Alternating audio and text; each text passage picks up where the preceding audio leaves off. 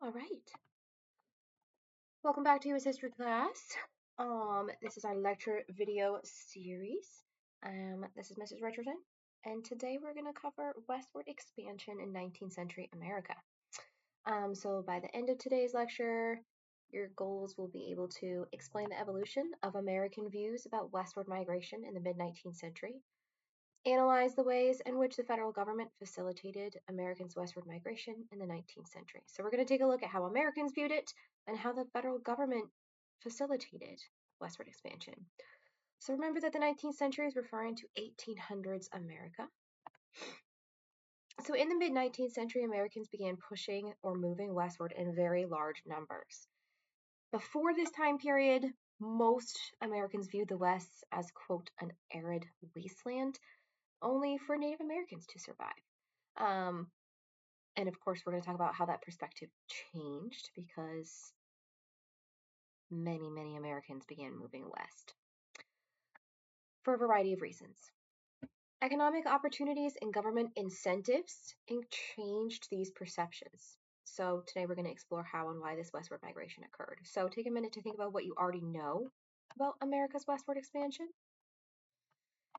Maybe you think cowboys on horseback, lawlessness,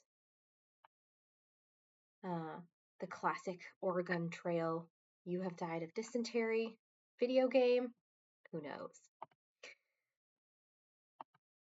All right, so a rough timeline during this time period, there's some key events that we're going to be kind of talking about.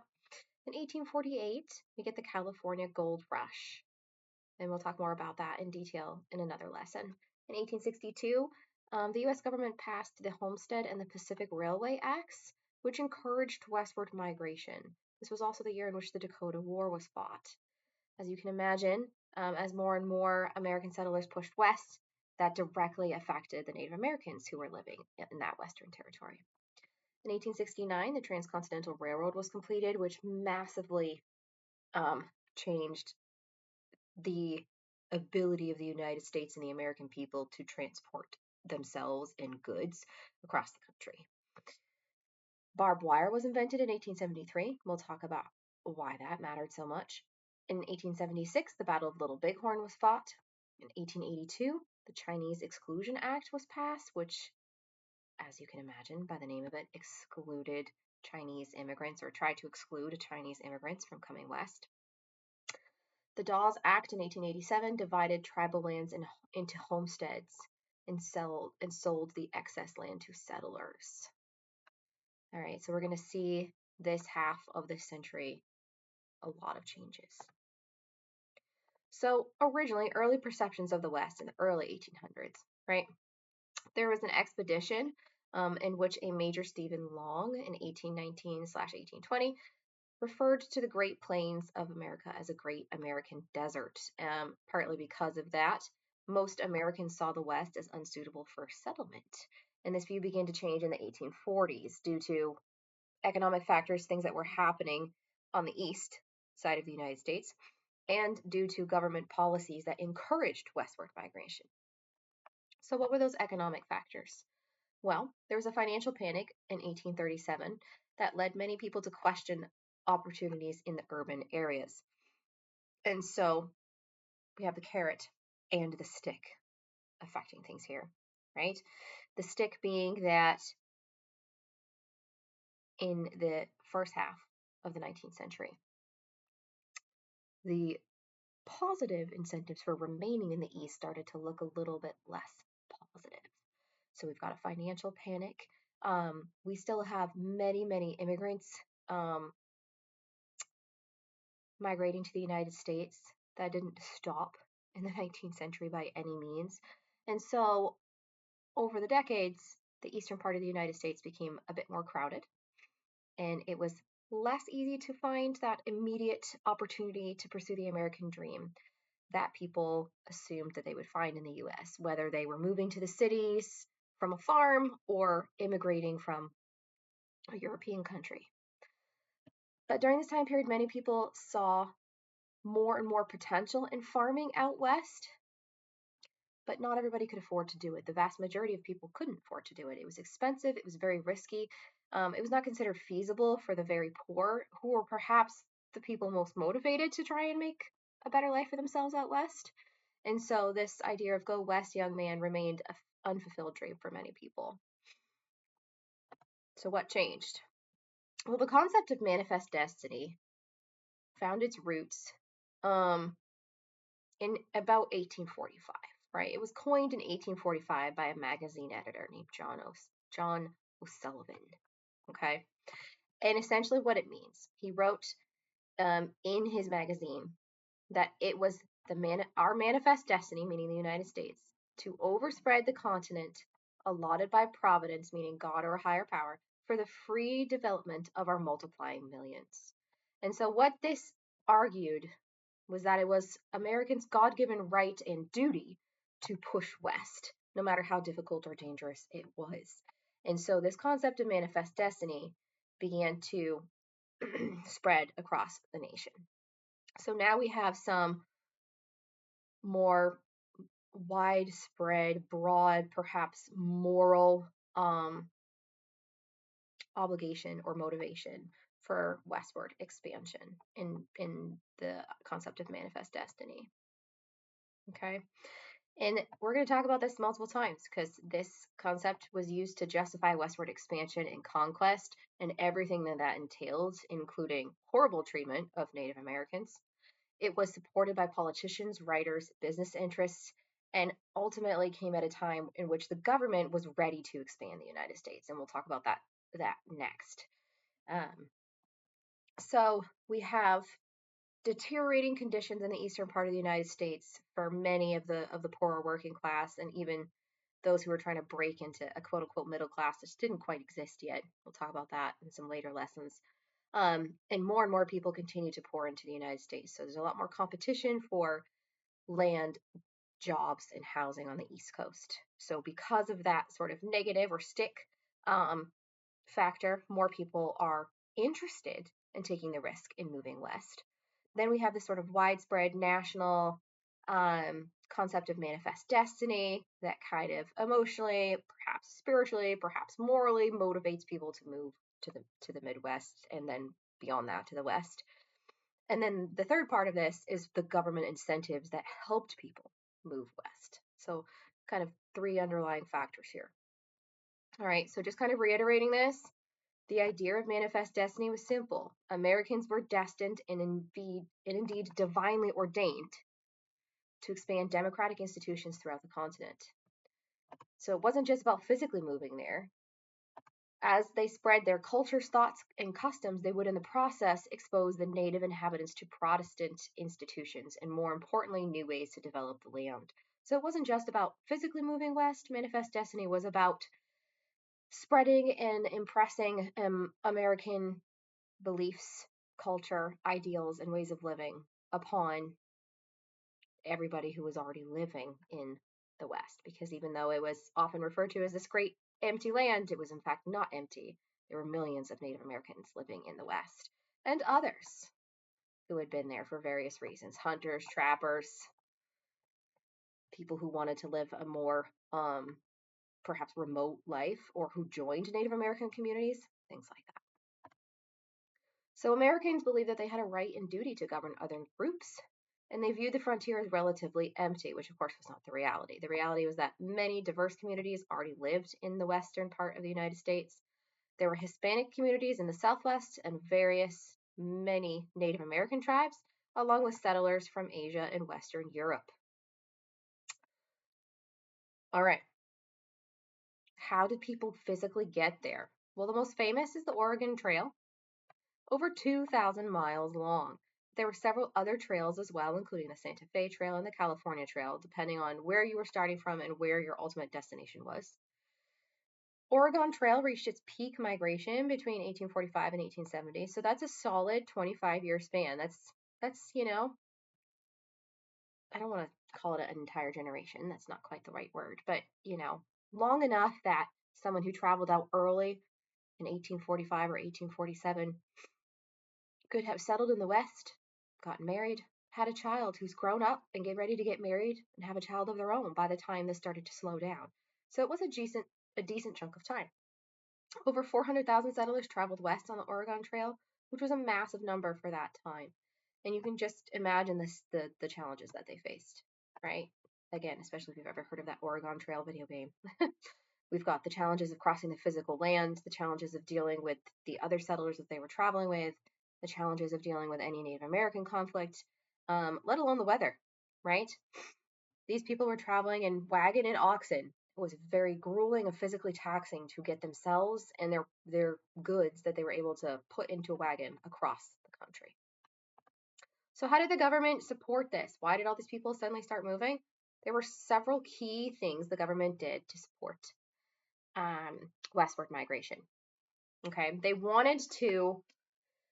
government wanted to start getting the western territory of the United States settled and a bit more organized. The U.S. government, without going into a ton of detail on a kind of different topic, the U.S. government was having a difficult time kind of keeping law and order across this vast territory that was largely unsettled.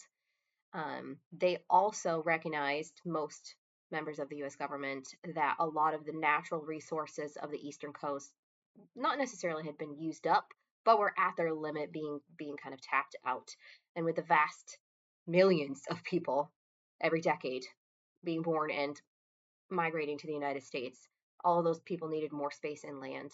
And the benefit of settling the West was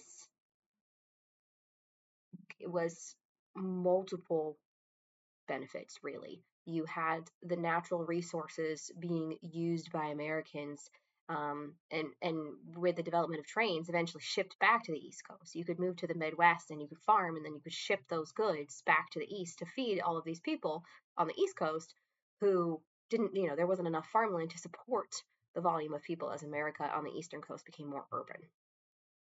So, anyways, the government passed the Homestead Act, which offered, believe it or not, 160 acres of land for a tiny filing fee. This was passed in 1862 during the Civil War, open to anyone over the age of 21, including unmarried women, which was pretty revolutionary at the time.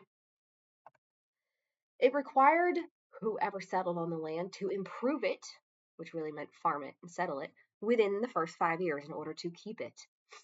Ultimately, this transferred 270 million acres to private American citizens, which, as you can imagine, could drastically change people's lives. You can do a lot with 160 acres of farmland. The vast majority of people did farm it. That was kind of the purpose. Go west, choose your 160 acres, pay your small filing fee, which made it affordable to anybody who could afford to get there. And then after 5 years of improving the land, if you showed that you had stayed there and settled on it, it became yours. And so this was an almost free way for Americans to really pursue that quote unquote American dream and make a better life for themselves. A lot of American born citizens living on the East Coast took advantage of this, and also many immigrants came to the United States, started on the East, gathered what they needed, and then traveled west and settled because it was much better opportunity than anything they were going to find in their European home countries where they had run out of land, and there just wasn't enough land to go around for people.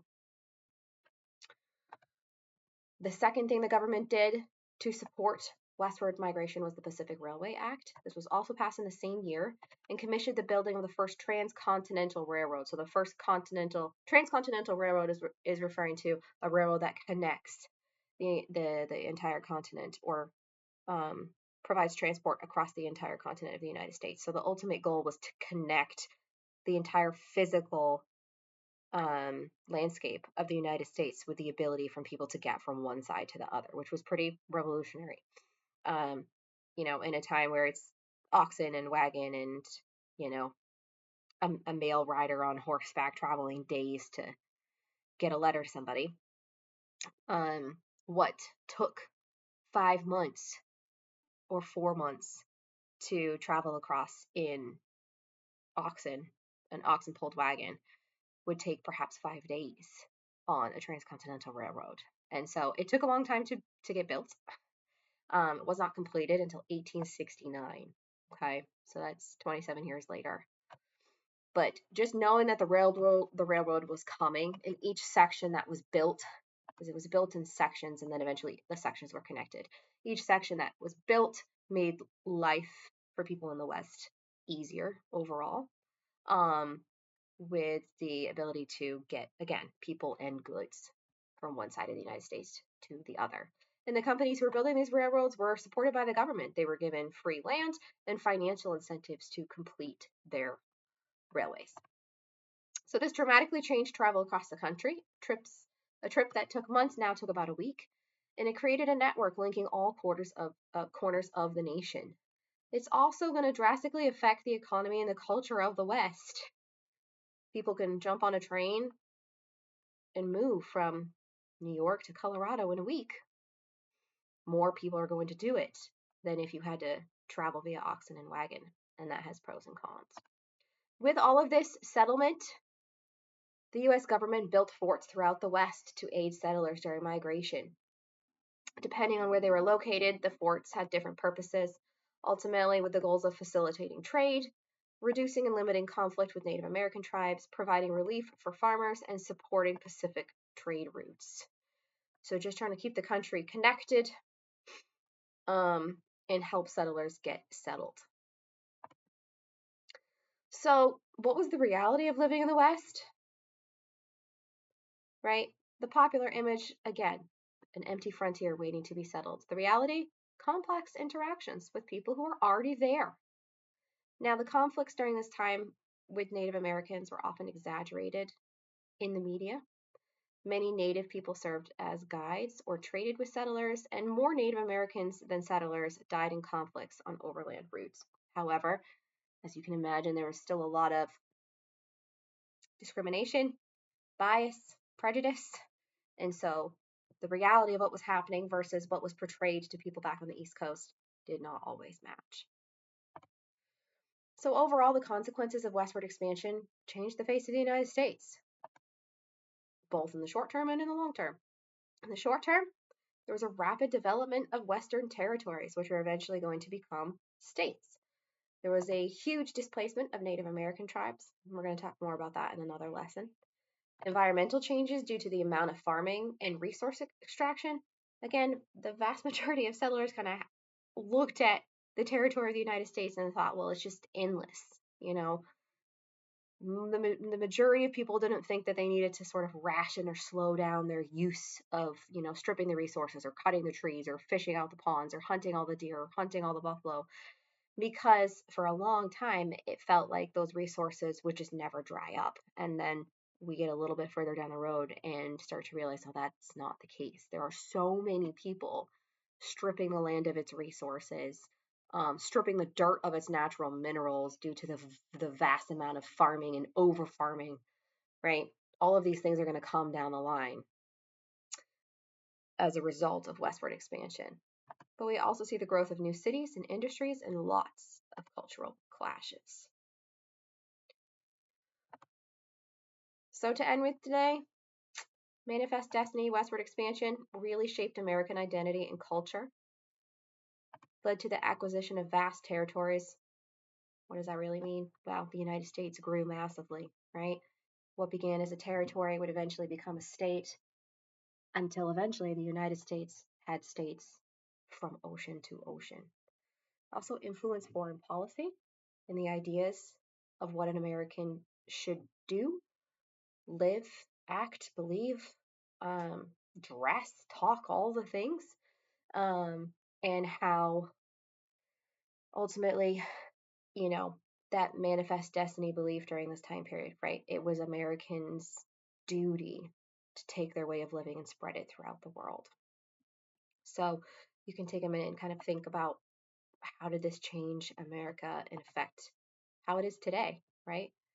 If we had not moved west, what would modern America look like? So food for thought.